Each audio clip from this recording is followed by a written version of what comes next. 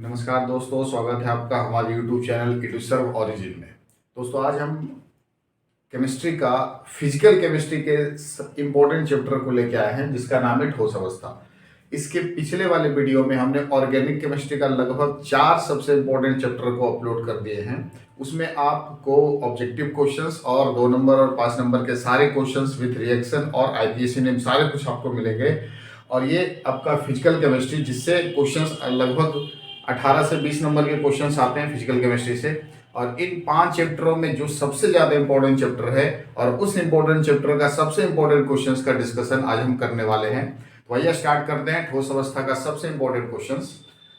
सबसे पहले अगर क्वेश्चंस की बात करें आप तो ठोस अवस्था का ये सारे इंपॉर्टेंट है फॉर बोर्ड एग्जामिनेशन के लिए। ये VBI क्वेश्चंस ये 2023 में जो एग्जामिनेशंस देने वाले हैं सारे के लिए एकदम इंपॉर्टेंट क्वेश्चंस।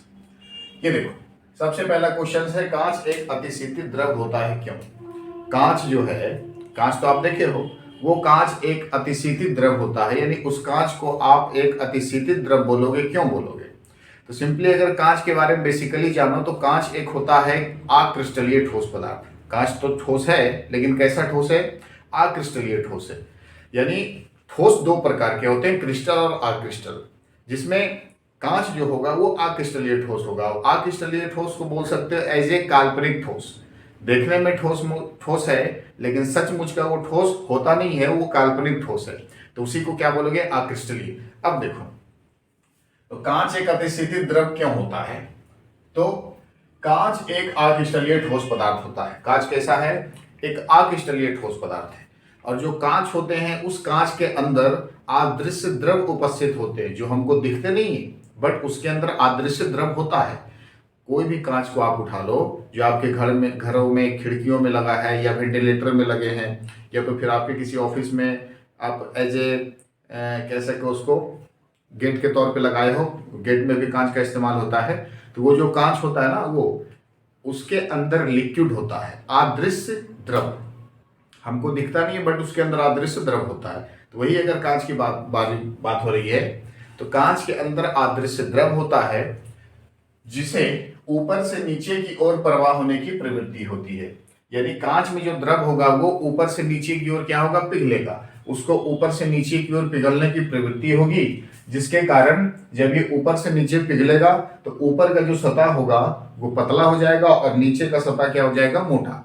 जब वो उसके अंदर जो द्रव प्रेजेंट होंगे वो पिघल पिघल के नीचे आएगा, तो नीचे का सतह मोटा और ऊपर का सतह एकदम पतला हो जाएगा। और इसी वजह से हम कांच को क्या बोलेंगे? अतिशीतित द्रव। अब जैसे एग्जांपल की अगर बात कर लो, तो मान लो कि ऐसा आपके घरों में खिड़की या वेंटिलेटर में ये कांच लगा है, ठीक है? ये आपके कांच लगे हैं। अब इस कांच के अंदर होता है, पूरे में द्रव प्रेजेंट होंगे, पूरे कांच के अंदर अदृश्य द्रव जो कि हमको दिखता नहीं है। अब काफी दिनों बाद ये कांच लगे हैं, तो काफी दिनों बाद ऐसा होगा कि धीरे धीरे ऊपर से नीचे की ओर क्या होंगे? सारे के सारे द्रव पिघल के नीचे आ जाएंगे, सारे के सारे द्रव नीचे की ओर। अब जैसी नीचे की ओर आएगा तो नीचे का जो सतह होगा, सारे द्रव यहाँ पे नीचे आके जमा हो जाएंगे, तो नीचे का सतह हो जाएगा मोटा और ऊपर का सतह हो जाएगा पतला। अब जिसे ही हम क्या बोलेंगे? कांच एक अतिशीतित द्रव होता है। सिंपल। तो ये is the very important question है। कांच एक अक्रिस्टलीय ठोस पदार्थ होता है। कांच में अदृश्य द्रव उपस्थित रहता है जिसे ऊपर से नीचे की ओर प्रवाह होने की प्रवृत्ति होती है, जिसके कारण कांच की ऊपरी सतह पतला तथा नीचे की सतह मोटा हो जाता है। अतः कांच को क्या बोलेंगे? अतिशीतित द्रव के नाम से जाना जाता है। क्लियर है? अगले सवाल की अगर बात कर लो तो हीरा और ग्रेफाइट में अंतर लिखे। देखो, हीरा और ग्रेफाइट, हीरा और ग्रेफाइट दोनों क्रिस्टलीय ठोस पदार्थ हैं। हीरा भी क्रिस्टलीय है और ग्रेफाइट भी क्रिस्टलीय है। ये जो हीरा और ग्रेफाइट है, एक ठोस का, क्रिस्टलीय ठोस का एक प्रकार है जिसको बोलोगे उपसहसंयोजक ठोस। यानी उसका एक और निकनेम है जिसको बोलोगे आप नेटवर्क ठोस। नेटवर्क ठोस भी पूछे जाते हैं बोर्ड एग्जामिनेशंस में, नेटवर्क ठोस क्या होता है। तो नेटवर्क ठोस का भी एग्जाम्पल है हीरा और ग्रेफाइट। आपको हीरा और ग्रेफाइट में अंतर बताना है। तो सबसे इंपॉर्टेंट क्वेश्चन, इससे ऑब्जेक्टिव भी आते हैं, ध्यान देना इस पे आप। हीरा और ग्रेफाइट की अगर बात कर लो तो हीरा कार्बन का अपरूप है और ग्रेफाइट भी कार्बन का अपरूप है, लेकिन हीरा कार्बन का सबसे शुद्ध अपरूप है ग्रेफाइट भी अप्रूव है, लेकिन हीरा सबसे शुद्ध अप्रूव है। तो अगर इसमें आप हीरा की बात कर लो तो हीरा कार्बन का सबसे शुद्धतम अप्रूव होता है, ग्रेफाइट भी कार्बन का अप्रूव होता है। तो चलो ये पहली बात आप लिख दोगे। दूसरी बात, हीरा में जो कार्बन कार्बन बहुत सारे कार्बन होते हैं आपस में संयोजी बॉन्ड बना के होते हैं, बहुत सारे कार्बन। ग्रेफाइट में भी बहुत सारे कार्बन होंगे जो आपस में संयोजी बंधन बना के होंगे। तो एक कार्बन कितने कार्बन के साथ संयोजी बंधन बनाएगा, ये सबसे इंपॉर्टेंट बात है। तो हीरा की अगर बात करो तो हीरा में प्रत्येक कार्बन 4 कार्बन परमाणु से संयोजित होते हैं। हीरा की अगर बात कर लो तो हीरा में प्रत्येक कार्बन कितने कार्बन से, 4 कार्बन परमाणु से संयोजित होगा।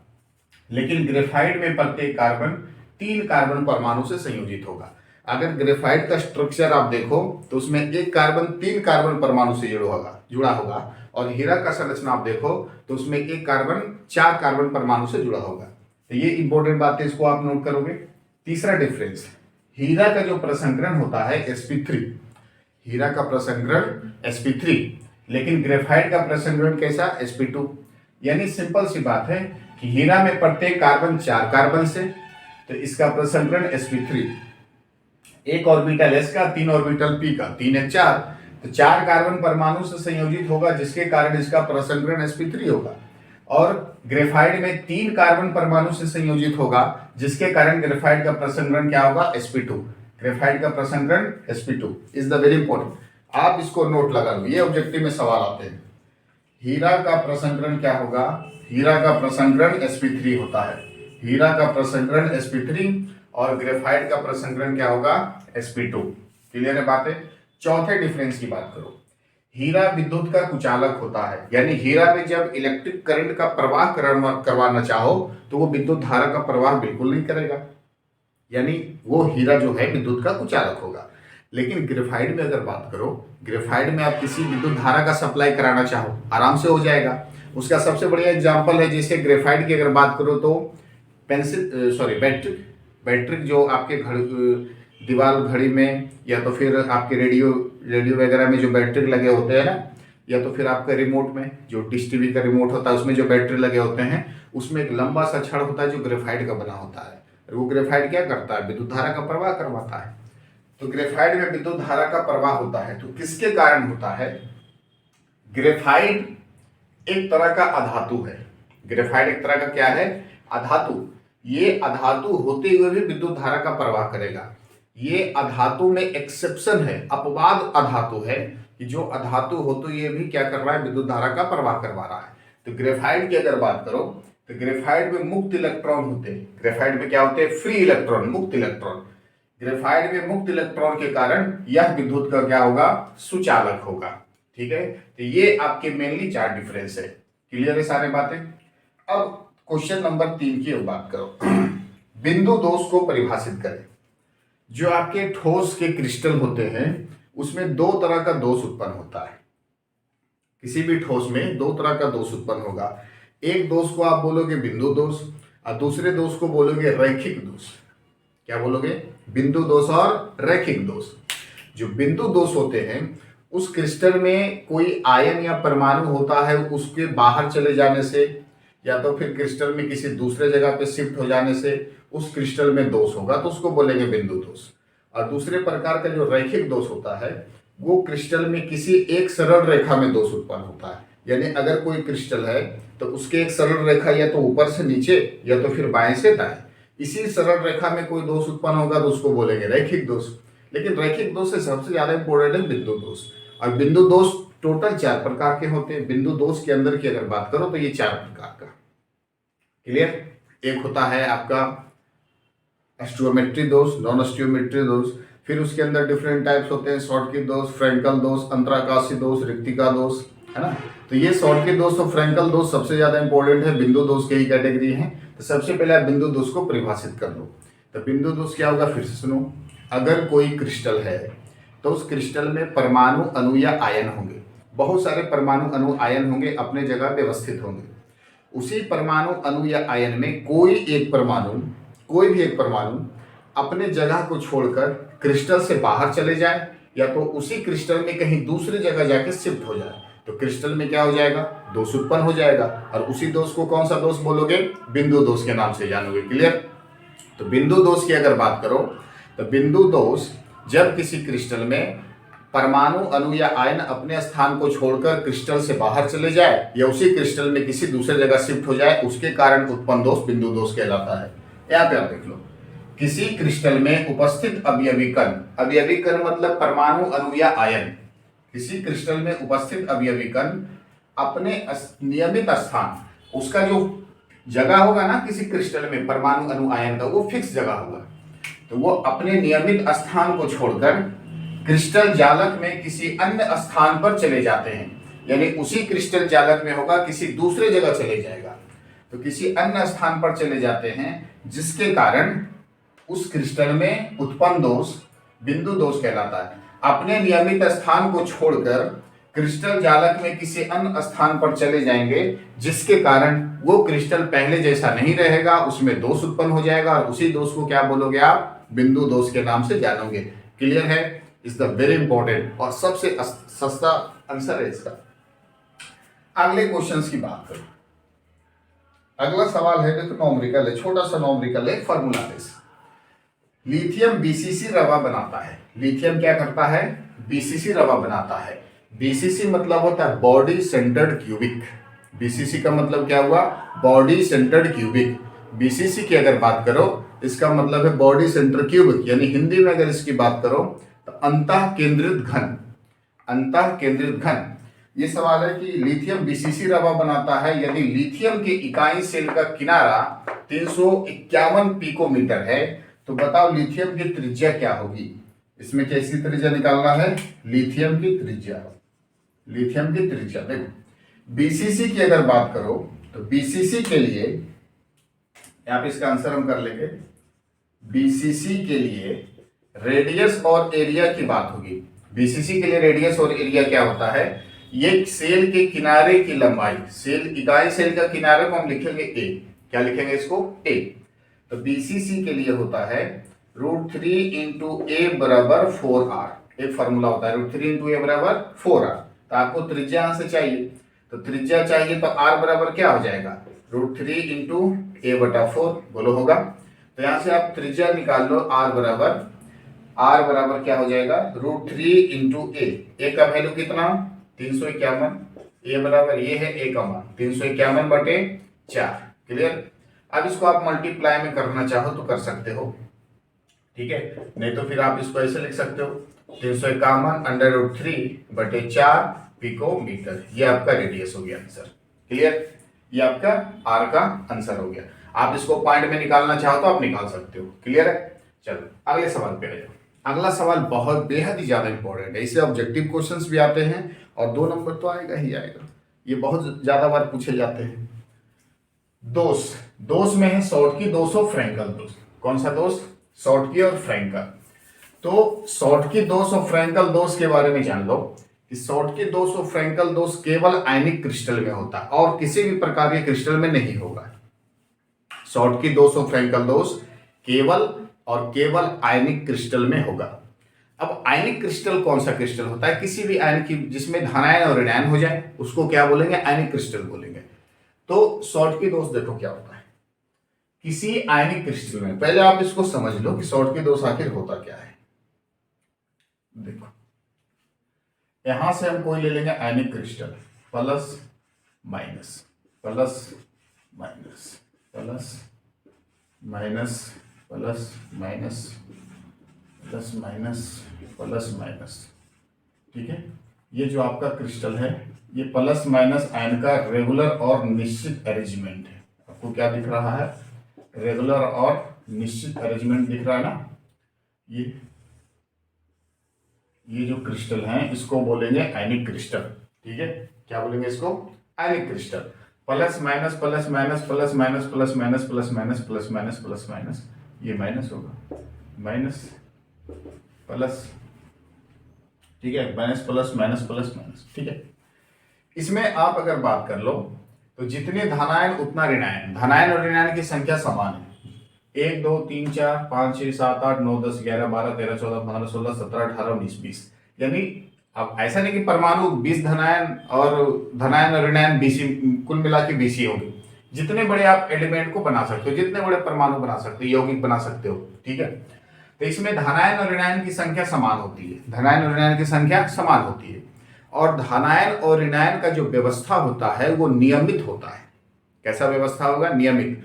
नियमित व्यवस्था कहने का मतलब है कि इस धनायन और ऋणायन में प्रत्येक धनायन के बाद ऋणायन और प्रत्येक ऋणायन के बाद धनायन, यानी धनायन के बाद ऋणायन, फिर ऋणायन के बाद धनायन, फिर धनायन के बाद ऋणायन, फिर ऋणायन के बाद धनायन। तो ऐसे को बोलेंगे नियमित व्यवस्था। यानी सिंपल से अगर बात कर लो तो धनायन के चारों ओर ऋणायन और इस ऋणायन के चारों ओर धनायन, तब समझ जाना कि वो व्यवस्था कैसा है? नियमित है। क्लियर है? तो शॉर्टकी दोष और फ्रैक्टल दोष दोनों नियमित आयनिक क्रिस्टल में ही उत्पन्न होगा और किसी भी प्रकार के क्रिस्टल में नहीं होगा। अब देखो शॉर्टकी दोष क्या होता है। इसमें धनायन और ऋणायन का जो आकार होता है वो लगभग समान होता है। कैसा होता है साइज दोनों का? लगभग से। जितने साइज धनायन के उतने बड़े आकार ऋणायन के। धनायन और ऋणायन का आकार लगभग समान होता है। अब इसमें देखो होता क्या है कि इस आयनिक क्रिस्टल से धनायन और ऋणायन समान संख्या में क्रिस्टल से बाहर चले जाते हैं। जब इस आयनिक क्रिस्टल से धनायन और ऋणायन दोनों क्रिस्टल को छोड़कर बाहर चला जाएगा तो कितने धनायन कितने ऋणायन जाएंगे? तो दोनों समान संख्या में बाहर जाएंगे। अगर मान लो कि यहां से एक धनायन निकला, ठीक है, एक धनायन निकलेगा तो यहां से एक ऋणायन भी निकलेगा। समझ में आ रही बात? ये धनायन यहां से बाहर गया तो ये ऋणायन भी यहां से बाहर चला जाएगा। ये धनायन गया और ये ऋणायन गया, ठीक है। जब समान संख्या में क्रिस्टल से धनायन और ऋणायन जब दोनों क्रिस्टल को छोड़कर बाहर चले जाते हैं तो इस क्रिस्टल में एक दोष उत्पन्न होता है और इसी दोष को हम शॉर्टकी दोष के नाम से जानते हैं। क्लियर? एकदम सस्ता है। फिर से सुनो, किसी आयनिक क्रिस्टल से समान संख्या में धनायन और ऋणायन क्रिस्टल को छोड़कर क्रिस्टल से बाहर चले जाते हैं। किसी आयनिक क्रिस्टल से समान संख्या में धनायन और ऋणायन क्रिस्टल्स को छोड़कर क्रिस्टल से बाहर चले जाते हैं, जिसके कारण क्रिस्टल में एक दोष उत्पन्न होता है और उसी दोष को अपन शॉर्टकी दोष के नाम से जानते हैं। बात समझ में आ गई? अब देखो सबसे इंपॉर्टेंट बात अब है इसकी, जब धनायन और ऋणायन दोनों समान संख्या में जाएगा तो क्रिस्टल के घनत्व में क्या परिवर्तन होगा? यही सवाल आता है एग्जामिनेशंस में कि शॉर्टकी दोष होने के कारण क्रिस्टल के घनत्व में क्या होती है? कमी होती है कि वृद्धि होती है कि ना तो कमी ना तो वृद्धि, क्या होती है? अब यहां से आप देख लो कि जब क्रिस्टल से बाहर चले जाएंगे तो क्रिस्टल का जो भार होगा वो कम हो जाएगा, द्रव्यमान कम होगा ना। जब धनायन और ऋणायन जब क्रिस्टल को छोड़कर बाहर चला जाए तो क्रिस्टल के भार में कमी होगी, यानी क्रिस्टल के घनत्व में भी कमी होगी। तो शॉर्टकी दोष होने से क्रिस्टल के घनत्व में क्या होती है? कमी होती है। याद रखना आप इस बात को। अब इसका परिभाषा पढ़ लो। किसी आयनिक क्रिस्टल से, यह आयनिक क्रिस्टल, किसी आयनिक क्रिस्टल से समान संख्या में धनायन और ऋणायन, धनायन भी एक निकला ऋणायन भी एक निकला, समान संख्या में धनायन और ऋणायन क्रिस्टल से बाहर चले जाते हैं। क्रिस्टल से कहां चला जाता है? बाहर। क्रिस्टल से बाहर चले जाते हैं, जिसके कारण क्रिस्टल में दोष उत्पन्न होता है और इसी को हम शॉर्टकी दोष के नाम से जानते हैं। जब समान संख्या में क्रिस्टल से धनायन और ऋणायन बाहर चला जाएगा तो क्रिस्टल में दोष होगा और उसी दोष को आप क्या बोलोगे? शॉर्टकी दोष बोलोगे, ठीक है। तो ये शॉर्टकी दोष का फिगर भी आप इस तरह से बना सकते हो, एग्जामिनेशंस में नंबर पूरे मिलेंगे। अब यहां से एक बात लिख सकते हो, यहाँ पे शॉर्टकी दोष के कारण क्या होता है? शॉर्टकी दोष के कारण क्रिस्टल के घनत्व में क्या होती है? क्रिस्टल के घनत्व में कमी होती है। कैसी होती है? कमी होती है। यानी जब धनायन और ऋणायन क्रिस्टल से बाहर चला जाएगा तो क्रिस्टल के जो घनत्व होंगे उसमें क्या होगी? कमी। इसका सबसे बढ़िया एग्जाम्पल क्या है? एग्जाम्पल भी आप लिख देना परीक्षा में। एग्जाम्पल है NaCl, एग्जाम्पल है NaBr, एग्जाम्पल है KCl, फिर एग्जाम्पल आपके क्या हो जाएंगे? AgBr, सिल्वर ब्रोमाइड, ठीक है। AgBr, इसका नाम है सिल्वर ब्रोमाइड, ठीक है। अब आ जाओ फ्रैंकल दोष। दूसरे प्रकार के दोष कौन से हैं? फ्रैंकल दोष। तो फ्रैंकल दोष भी आयनिक क्रिस्टल में ही होंगे। अब यहां से फ्रैंकल दोष में भी आयनिक क्रिस्टल बना लो। तो ये प्लस ये माइनस, ये प्लस, ये माइनस, ये प्लस, ठीक है, ये माइनस प्लस माइनस, प्लस के बाद माइनस, माइनस के बाद प्लस, फिर प्लस के बाद माइनस, फिर माइनस के बाद plus, plus minus, plus minus, सारे कैसा व्यवस्था होगा, नियमित और निश्चित। इस तरह से अगर बात कर लो, चलो ठीक है। अब देखो इसमें धनायन और ऋणायन का साइज सेम नहीं होगा, ध्यान देना। इसमें धनायन और ऋणायन का जो आकार होंगे वो सेम नहीं होंगे। इसमें धनायन का आकार छोटा होगा, ऋणायन का आकार बड़ा होगा।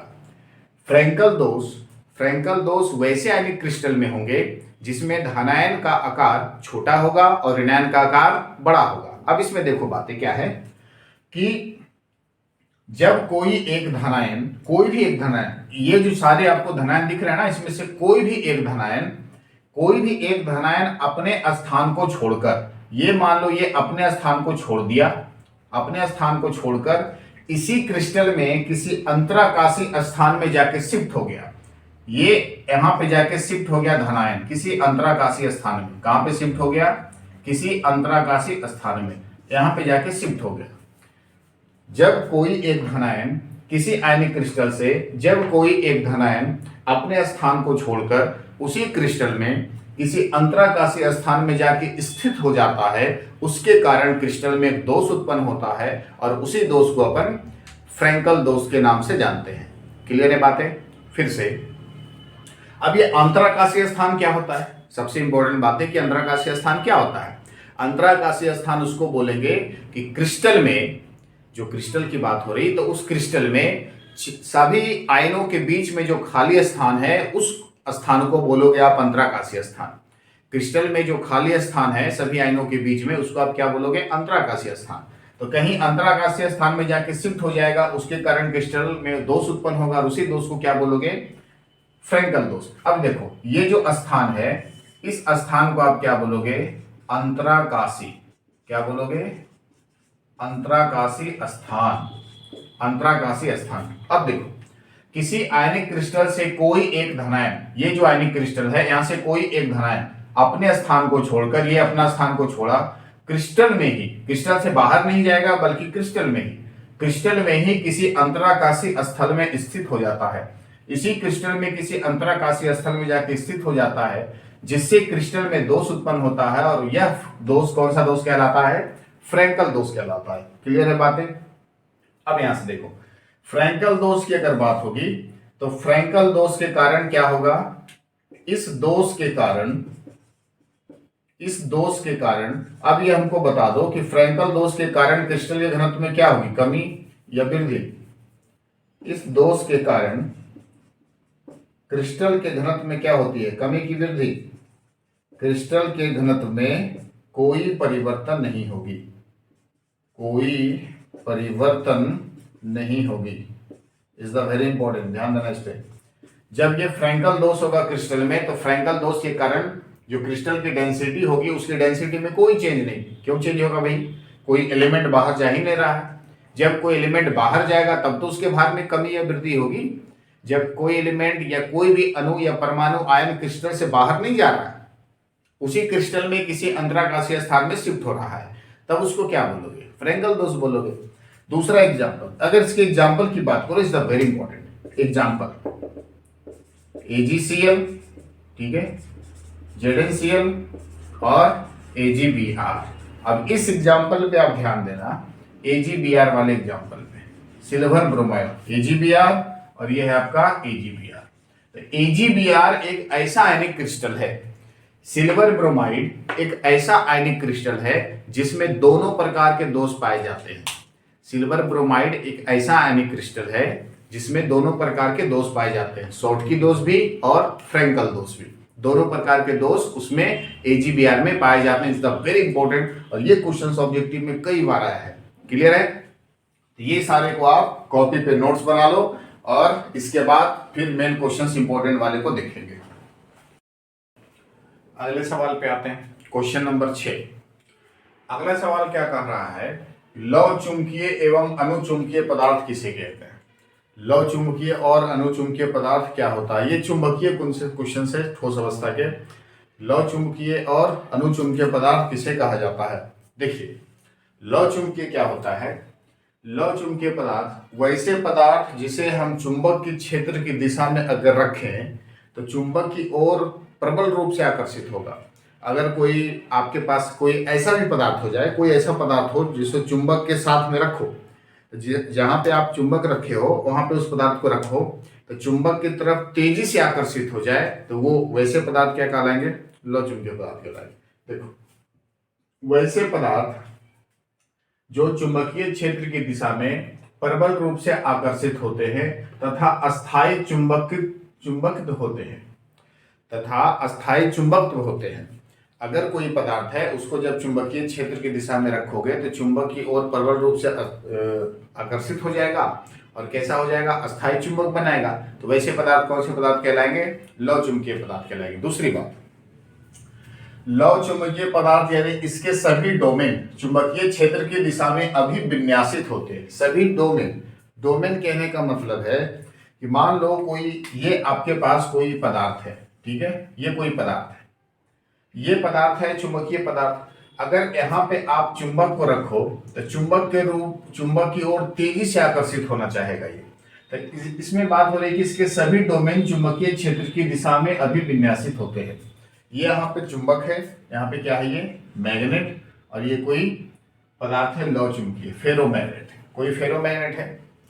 ये जब पदार्थ चुंबकीय यानी मैग्नेट की ओर तेजी से आकर्षित होगा तो वैसे पदार्थ क्या कहलाएंगे? लौ चुंबकीय कहलाएंगे। दूसरी बात, सभी डोमेन चुंबक के क्षेत्र की ओर आकर्षित होते हैं। ऐसा क्यों? देखो, डोमेन आखिर होता क्या है? डोमेन बोलेंगे कोई भी पदार्थ का सबसे छोटा कण। अगर कोई पदार्थ है उसका सबसे मिनिमम पार्टिकल, तो किसी भी पदार्थ के अंदर बहुत सारे छोटे कण होते हैं। कोई एक या दो या चार 10 को कण तो होता नहीं, काफी सारे कण होते हैं, बहुत छोटे छोटे स्मॉल पार्टिकल्स होते हैं। यानी अगर आप लोहे की बात कर लो, ठीक है, अगर आपके पास इतना बड़ा लोहा है तो लोहे के अंदर लोहा के बहुत सारे अणु होंगे ना, बहुत सारे मोलिक्यूल होंगे, और सारे मोलिक्यूल क्या होंगे? आपस में कनेक्ट होंगे एक दूसरे के साथ, तब जाके लोहा ठोस अवस्था में होता है। अब मान लो कि ये कोई मान लो कि लोहा है। अब इस लोहे के अंदर बहुत सारे मोलिक्यूल हैं, छोटे छोटे कण हैं। उसी कण को आप क्या बोलोगे? डोमेन। उसी कण को आप क्या बोलोगे? डोमेन। इसके सभी डोमेन किधर जाएंगे? जिधर चुंबक रहेगा। अगर जिधर चुंबक को आप रखोगे तो सारे डोमेन चुंबक की ओर ही आकर्षित होंगे। अब यहां से ये है इसका डोमेन, इसके अंदर क्या है? ये डोमेन। ये डोमेन किधर आकर्षित हो रहा है? ये देखो, डोमेन किधर जा रहा है? चुंबक की ओर। सारे के सारे डोमेन किधर जा रहे हैं? चुंबक की ओर। एक भी डोमेन इधर उधर नहीं है, सारे के सारे चुंबक की ओर जा रहे हैं। यानी अगर आप किसी लोहा को चुंबक के क्षेत्र में रखो तो सारे के सारे डोमेन चुंबकीय क्षेत्र में जाएंगे। अगर मान लो कि यहाँ पे चुंबक है, चुंबक को आप यहाँ पे रख दो, यहाँ से हटा के यहाँ रख दो, तो सारे डोमेन किधर चले जाएंगे? इधर। सारे डोमेन इधर आकर्षित हो जाएंगे। चुंबक मान लो यहाँ से हटा के यहाँ रख दो, तो सारे डोमेन किधर चले जाएंगे? चुंबक के क्षेत्र में। ये जो एरो का निशान दिख रहा है ना, ये सारे के सारे डोमेन है, यानी इस पदार्थ के छोटे छोटे कण है। जिधर चुंबक रहेगा सारे छोटे कण उधर की ओर आकर्षित होंगे। इसी को आप क्या बोलोगे? लौ चुंबकीय पदार्थ। लौ चुंबकीय पदार्थ CrO2, आयरन यानी लोहा, कोबाल्ट, निकेल, कैडमियम, etc। ठीक है, तो ये सारे के सारे लौ चुंबकीय पदार्थ हैं। अगला है अनुचुंबकीय। अनुचुंबकीय क्या होगा? अनुचुंबकीय पदार्थ वैसे पदार्थ जो चुंबकीय क्षेत्र की दिशा में रखने पर चुंबक का गुण आ जाता है। ध्यान से सुनो, वैसे पदार्थ जिसे चुंबकीय क्षेत्र की दिशा में अगर आप रखोगे तो उसमें चुंबक का गुण आएगा, और हटा लोगे तो चुंबक का गुण चला जाएगा। तो वैसे पदार्थ कौन से पदार्थ कहलाएंगे? अनुचुंबकीय कहलाएंगे। ध्यान से देखो, अनुचुंबकीय वैसे पदार्थ जो चुंबकीय क्षेत्र की दिशा में दुर्बल रूप से आकर्षित हो, मतलब आकर्षित होगा लेकिन तेजी से आकर्षित नहीं होगा, एकदम वेरी वीक आकर्षण होगा, वेरी वीक अट्रैक्शन फोर्स होगा। तो दुर्बल रूप से आकर्षित होते हैं तथा चुंबकीय क्षेत्र से हटा लेने पर चुंबकीय गुण खो देते हैं। अगर इसको चुंबकीय क्षेत्र की दिशा से हटा लो, मान लो कि यहाँ कोई ये मैग्नेट है, मान लो ये चुंबक का है, यहाँ पे अगर रखो तो चुंबकीय क्षेत्र अगर यहाँ तक आया तो यहाँ पे रखो तो इसमें चुंबक का गुण आएगा, और हटा लोगे तो चुंबक का गुण चला जाएगा। तो वैसे पदार्थ क्या कहलाएंगे? अनुचुंबकीय। Example O2, CO2+, Fe3+, Cr3+। याद रखना, ये क्वेश्चंस ऑब्जेक्टिव में आते हैं कि निम्न में से कौन सा अनुचुंबकीय पदार्थ है। क्लियर? तो ये O2 का ऑप्शन, CO2+ का ऑप्शन, Fe3+ का ऑप्शन काफी ज्यादा बार आया है। इसमें ऑब्जेक्टिव सवाल पूछे जाते हैं। क्लियर है बातें? अगला सवाल है आपका अर्धचालक। अर्धचालक किसे कहते हैं? तो अर्धचालक वैसे पदार्थ होता है जो जिसके प्रॉपर्टीज यानी जिसके गुण चालक और अचालक के बीच में होते हैं। यानी अगर इसमें बात कर लो तो एक होता है इसमें संयोजी बैंड और दूसरा होता है चालन बैंड। संयोजी बैंड और चालन बैंड से तुलना करके अगर समझो अर्धचालक को तो ये बातें अच्छे से क्लियर हो जाएगी। संयोजी बैंड और चालन बैंड, यहां से ये मान लो कि ऐसा है कोई और कोई ऐसा है, ठीक है। ये इसको आप बोलोगे संयोजी बैंड। ये क्या है? संयोजी बैंड।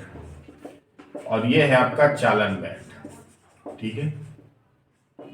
चालन बैंड, सॉरी, ये चालन बैंड उल्टा हो गया। ये चालन बैंड और इसको क्या बोलोगे? संयोजी बैंड। चालन बैंड और संयोजी बैंड। अब ध्यान से देखो, चालन बैंड और संयोजी बैंड। संयोजी बैंड में रहता है इलेक्ट्रॉन। क्या रहता है? इलेक्ट्रॉन। चालन संयोजी बैंड और चालन बैंड के बीच में जो गैप है ऊर्जा अंतराल, इसको आप क्या बोलोगे? ऊर्जा अंतराल। इस गैप को आप क्या बोलोगे? ऊर्जा अंतराल। जब संयोजी बैंड और चालन बैंड के बीच ऊर्जा अंतराल लगभग 1 इलेक्ट्रॉन वोल्ट का हो, संयोजी बैंड और चालन बैंड के बीच ऊर्जा अंतराल लगभग 1 इलेक्ट्रॉन वोल्ट का हो, तो उसे आप क्या नाम दोगे? उसे आप नाम दोगे अर्धचालक का। जब चालन बैंड और संयोजी बैंड के बीच ऊर्जा अंतराल लगभग 1 इलेक्ट्रॉन वोल्ट होता है तो वह पदार्थ क्या कहलाता है? वह पदार्थ अर्धचालक कहलाता है। और ये अर्धचालक दो प्रकार के होते हैं, एक पी टाइप अर्धचालक और दूसरा एन टाइप अर्धचालक। तो पी टाइप अर्धचालक क्या होगा और एन टाइप अर्धचालक क्या होगा, अभी हम इसमें डिस्कस करेंगे। ध्यान से देखना, इट्स वेरी इंपॉर्टेंट। ये केमिस्ट्री वालों को ही नहीं बल्कि फिजिक्स वाले को भी काफी काम आएगा। अगर आप फिजिक्स का एग्जाम दोगे तो फिजिक्स में भी पी टाइप और एन टाइप से क्वेश्चंस ऑब्जेक्टिव में भी और लॉन्ग क्वेश्चंस में भी पूछे जाते हैं। ध्यान से समझना इसको, आप फिजिक्स और केमिस्ट्री दोनों में यूज आएगा, पी टाइप और एन टाइप। देखो, पी टाइप अर्धचालक, तो सबसे पहले पी टाइप अर्धचालक बनाने के लिए हम इसमें एक शुद्ध क्रिस्टल लेते हैं। क्या लेते हैं? अर्धचालक का क्रिस्टल। अब यहां से हम अर्धचालक का क्रिस्टल ले लिए, देखो सिलिकॉन, ये हम यहां से ले लिए क्या? सिलिकॉन का क्रिस्टल। ये हमने क्या ले लिया? सिलिकॉन का क्रिस्टल। ये सारे क्रिस्टल क्या हैं? अर्धचालक के, प्योर अर्धचालक के, प्योर सेमीकंडक्टर है। ये सिलिकॉन का क्रिस्टल है। सारे क्रिस्टल को क्या करो? कनेक्ट कर दो आपस में इस प्रकार से। सारे आपस में क्या होंगे? संयोजी बैंड बनाएंगे। ये टोटल क्रिस्टल। अब सिलिकॉन के बारे में मालूम है कि सिलिकॉन है वर्ग 14 का एलिमेंट। बोलो, सिलिकॉन किस वर्ग का है? वर्ग 14 का एलिमेंट है सिलिकॉन। और एक सिलिकॉन परमाणु के पास 4 संयोजी इलेक्ट्रॉन होते हैं ना। एक सिलिकॉन परमाणु के पास कितने संयोजी इलेक्ट्रॉन? 4। एक सिलिकॉन के पास 4 संयोजी इलेक्ट्रॉन। यह है आपका सिलिकॉन का शुद्ध क्रिस्टल। क्लियर है? सिलिकॉन का शुद्ध क्रिस्टल है। अब इसमें क्या करो, जब ये सिलिकॉन के शुद्ध क्रिस्टल में हम किसी बाहर से कोई तत्व को ऐड कर दे, जब इस सिलिकॉन के शुद्ध क्रिस्टल में कोई बाहर से कोई भी तत्व बाहर से हम अगर मिला दे तो वो सिलिकॉन का क्रिस्टल हो जाएगा अशुद्ध। कैसा हो जाएगा? अशुद्ध हो जाएगा। और जो बाहर से तत्व हम मिलाएंगे वो तत्व मिलाने की प्रक्रिया कहलाएगी डोपिंग। क्या कहलाएगी? डोपिंग। जिसके कारण क्रिस्टल अशुद्ध हो जाएगा और उस अशुद्धता को हम क्या बोलेंगे? Gang. Is the very important, सारे कुछ नोट करो, एग्जामिनेशन में आते हैं सवाल ऑब्जेक्टिव में। जब ये सिलिकॉन का शुद्ध क्रिस्टल है, अगर इस क्रिस्टल में किसी बाहर से कोई तत्व हम मिला दिए तो वह प्रक्रिया कहलाएगी डोपिंग। और डोपिंग करने से क्रिस्टल अशुद्ध हो जाता है और उस अशुद्धता को हम गैंग के नाम से जानते हैं। ये सारे क्वेश्चंस ऑब्जेक्टिव में आते हैं। अब हमको बनाना है पी टाइप अर्धचालक। क्या बनाना है? P type. ये जो अर्धचालक है ये ना तो एन टाइप है ना तो पी टाइप है, ये शुद्ध क्रिस्टल का अर्धचालक है। हमको इसमें पी टाइप बनाना है।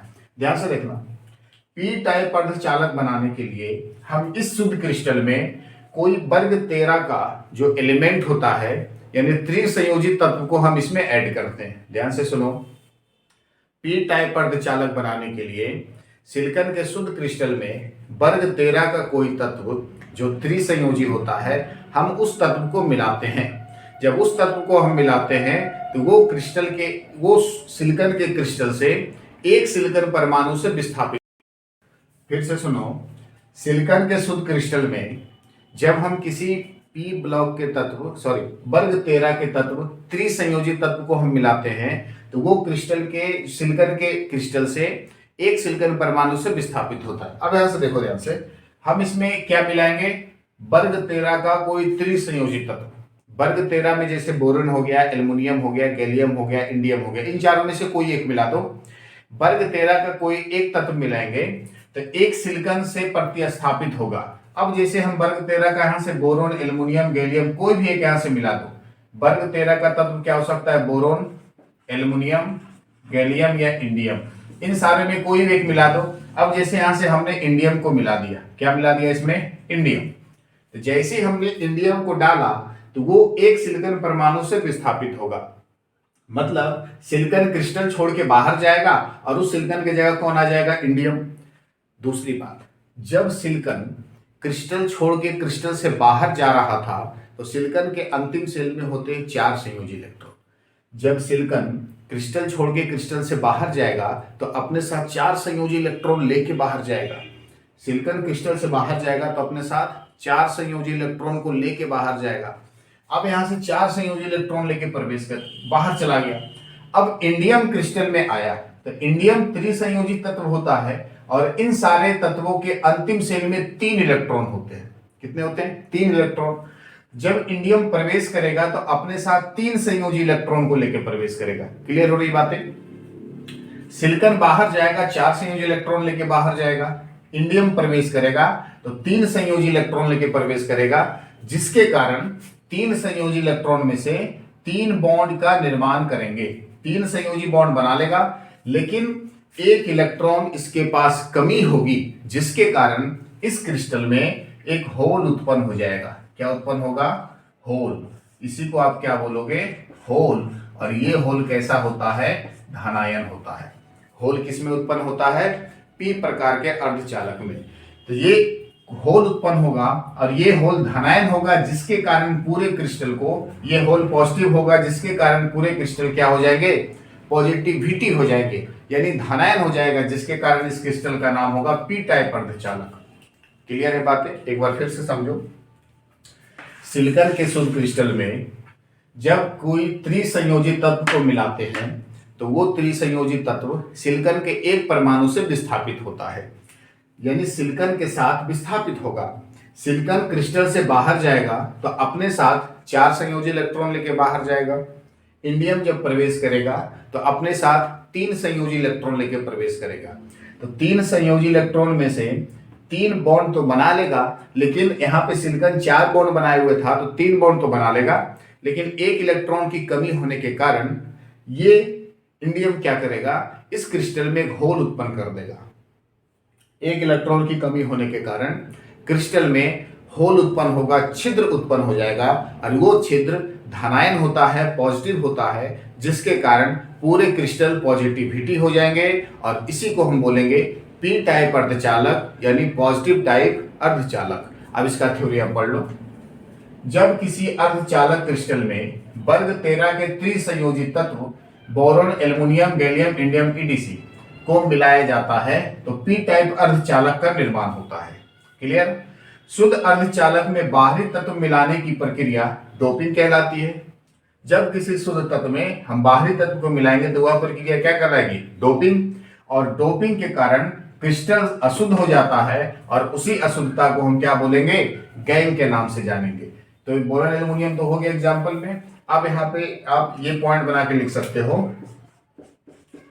पी टाइप अर्धचालक में, पी टाइप अर्धचालक में छिद्र क्या होता है, छिद्र जिसको होल बोलते हो, छिद्र उत्पन्न होता है, छिद्र उत्पन्न होता है, छिद्र उत्पन्न होता है, और जो क्या होता है, धनायन, जो कैसा होता है, धनायन होता है।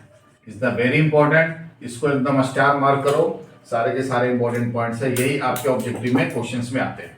पी टाइप अर्धचालक में छिद्र उत्पन्न होगा, यानी छिद्र की अधिकता होगी और वो छिद्र क्या होगा, धन आयन। क्लियर है बातें? आप इसको जल्दी से कॉपी कर लो, फिर एन टाइप की हम बात कर लेंगे। इसी में एन टाइप की बात कर लेंगे, फिगर दोबारा फिर से बनाना नहीं पड़ेगा, आप फिगर को जल्दी से कॉपी कर लो, वीडियो पॉज करके कर सकते हो। क्लियर है? अब इसी में आते हैं पी टाइप अर्धचालक। ज्यादा कुछ पी टाइप पे नहीं करना, सॉरी पी टाइप तो हो गया, अब एन टाइप की बात करेंगे। एन टाइप की बस थोड़ा सा हम चेंज करते हैं, थोड़ा सा चेंज कर लेंगे।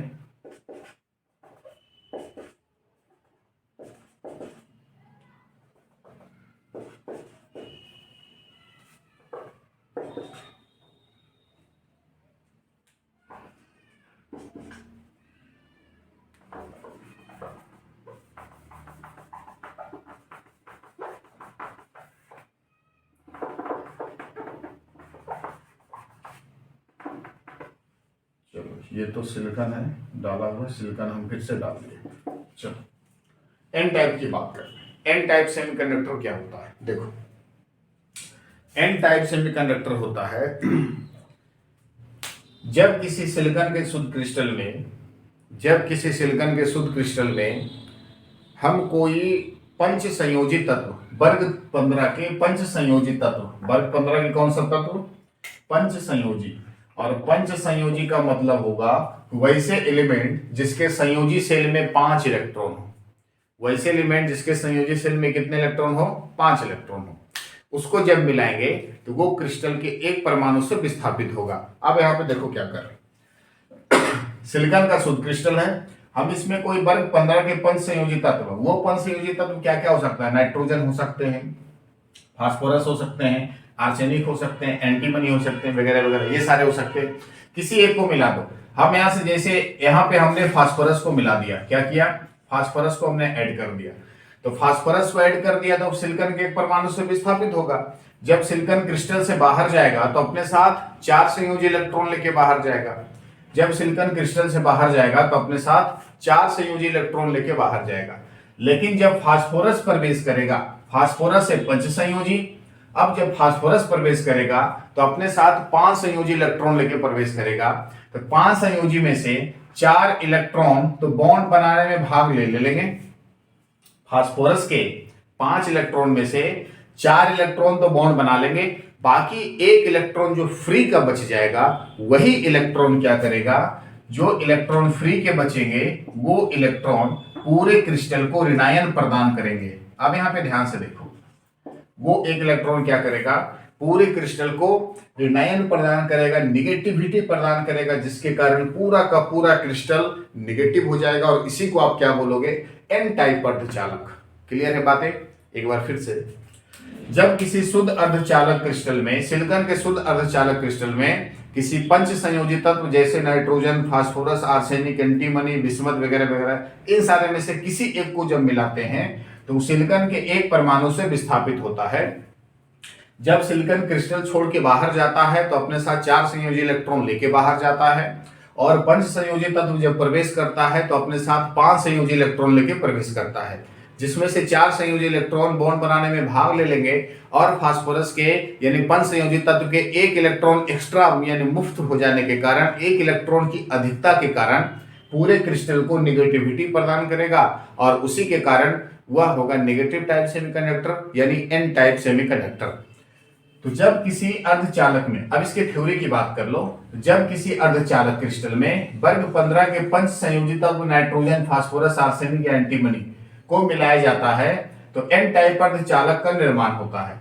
सेम बातें, शुद्ध अर्धचालक में बाहरी तत्व मिलाने की प्रक्रिया डोपिंग कहलाएगी, जिससे क्रिस्टल अशुद्ध हो जाएगा और जिसे हम गैंग के नाम से जानेंगे। दूसरी बात, एन टाइप अर्धचालक में क्या हो जाएगा, एन टाइप अर्धचालक में इलेक्ट्रॉन की अधिकता होती है। किसकी अधिकता? इलेक्ट्रॉन की अधिकता होती है, और जो क्या होता है, ऋणायन होता है। ये तो सारे को मालूम है, जो कि ऋणायन होता है, और इसे ही हम क्या कहेंगे, निगेटिव टाइप यानी एन टाइप सेमीकंडक्टर। क्लियर है बातें? ये सारे को कॉपी कर लो और एक छोटा सा एक हम टेबल बनाएंगे इस चैप्टर में। छोटा सा टेबल है, इसको इरेज करके पहले आप इसको कॉपी कर लो, इसको मिटा के छोटा सा टेबल बनाएंगे और उस टेबल से एकदम गारंटेड है कि ऑब्जेक्टिव क्वेश्चंस 2 या 3 आएंगे, फिक्स है। जल्दी से आप इसको कॉपी कर लो, फिर इसी में हम टेबल बनाएंगे।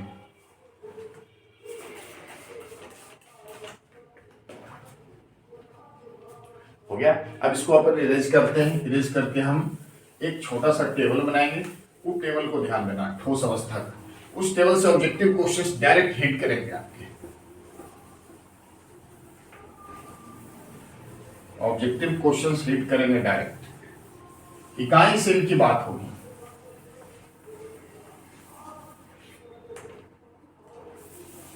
ये देखो,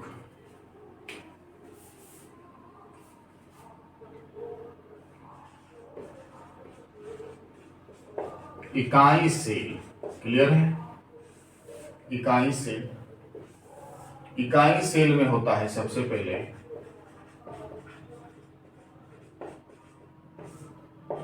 परमाणुओं की संख्या। इकाई सेल में क्या होगा? पहले परमाणुओं की संख्या, फिर उसके बाद आएगा उपसहसंयोजन संख्या। उपसहसंयोजन संख्या, फिर उसमें अगली बात आएगी संकुलन क्षमता। संकुलन क्षमता, संकुलन क्षमता के बाद क्या आएगा? मुक्त खाली स्थान। मुक्त खाली स्थान, और लास्ट एक आएगा पैकिंग प्रभाज्य। क्या आएगा लास्ट में? पैकिंग प्रभाज्य। ठीक है, अब इसको ध्यान से देखना।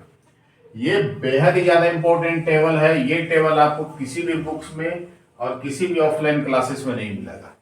Is the very important. इसको आप कॉपी पे नोट ही कर लो। देखो, ऐसे डायरेक्ट क्वेश्चन शीट करते हैं, टेबल मालूम हो जाएगा, पता चल जाएगा। सबसे पहले इकाई सेल की बात कर लो, एससी। एससी मतलब सिंपल क्यूबिक, जिसको हिंदी में बोलते हो सरल घनीय। क्या इसको हिंदी में बोलते हैं? सरल घनीय। ठीक है।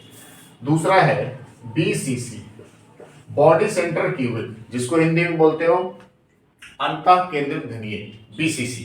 क्लियर? तीसरा है आपका एफसीसी।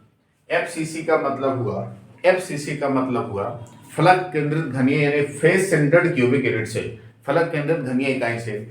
और चौथा है आपका एचसीपी, हेक्सागोनल क्लोज पैकिंग। कौन सा है? Hexagonal close packing. ठीक है। अब इसमें अगर बात कर लो सिंपल क्यूबिक का, तो सिंपल क्यूबिक में कितने परमाणु होंगे, कितने संकुलन क्षमता होंगे, कितने खाली स्थान होंगे और कितने इसके पैकिंग प्रभाज्य होंगे। ध्यान देना, सरल घनीय इकाई सेल में परमाणुओं की संख्या 1 होती है। कितनी होती है? 1। याद रखना, सरल घनीय इकाई सेल में परमाणु की संख्या 1, बीसीसी में परमाणु की संख्या 2, एफसीसी में परमाणुओं की संख्या 4 और एचसीपी में परमाणुओं की संख्या 6। सरल घनीय में परमाणुओं की संख्या यानी एससी में 1, बीसीसी में 2, एफसीसी में 4 और एचसीपी में 6 परमाणु अवयव शामिल होते हैं। क्लियर? उपसहसंयोजन संख्या यानी कोऑर्डिनेशन नंबर, इसको एक और भाषा लैंग्वेज लिख सकता है इसका, कोऑर्डिनेशन नंबर। सरल घनीय का कोऑर्डिनेशन नंबर होता है 6। कितना होता है? 6। बीसीसी का कोऑर्डिनेशन नंबर 8 होता है, एफसीसी का 12 होता है और एचसीपी का भी 12 होता है। क्लियर? संकुलन क्षमता, संकुलन क्षमता मतलब होता है कि सरल घनीय इकाई सेल में कितना जो अवयव रखे हो तो कितना वो अवयव स्थान घेरे है। तो संकुलन क्षमता 52%। हालांकि 52 दशमलव कुछ होगा, लेकिन एग्जैक्ट 52 ही ऑब्जेक्टिव में आएंगे, सवाल ऑप्शन में 52% है।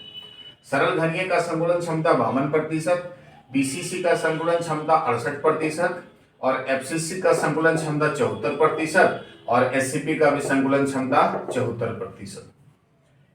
एफसीसी एचसीपी में बस ये दोनों चेंज होंगे, बाकी सारे सेम होंगे। मुक्त खाली स्थान, अगर सरल घनीय इकाई सेल में 52% जगह भरा हुआ है तो खाली स्थान कितना है? 48%। खाली स्थान कितना? 48%।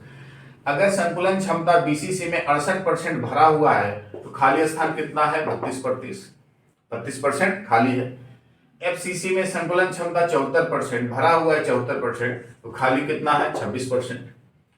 अगर एससीपी में 74% भरा हुआ है तो खाली कितना है 26%। क्लियर? तो ये हो गया मुक्त खाली स्थान। पैकिंग प्रभाज, पैकिंग प्रभाज को संकुलन क्षमता से रिलेटेड करो, बस दोनों सेम है। 52% मतलब 52/100 यानी 0.52, 68% 68/100 यानी 0.68, 0.68, 74% मतलब 74/100 0.74, 74% मतलब 74/100 0.74। ये is the very important, is the very important table. इस टेबल से हर साल प्रत्येक साल कोई ना कोई क्वेश्चंस आया है, इसी से रिलेट करके कोई ना क्वेश्चंस आया है।